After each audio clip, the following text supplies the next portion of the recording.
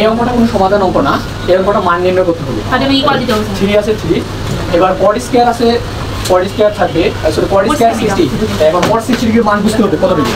cot 60 ডিগ্রির মান 1/3 square আছে স্কয়ার প্লাস 1/4 আছে 1/4। এখানে cosec 30, cosec 30 ডিগ্রি আগে বুঝতে হবে sin 30 ডিগ্রির মান কত। sin 30 ডিগ্রির মান 1/2, sin 30 ডিগ্রির মান 1/2 2 স্কয়ার 2/1 নিচে 1 এর কাম নাই প্লাস 5 sin 45 ডিগ্রি, তাহলে sin 45 ডিগ্রির মান হচ্ছে 1/2 whole square minus 4 cos 60 degree মান কত? 1/2 হোল স্কয়ার।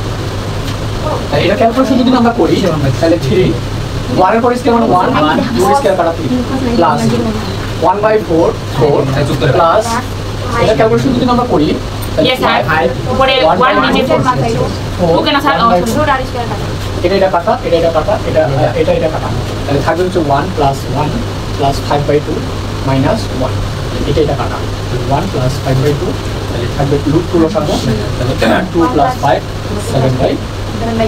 ঠিক আছে দেন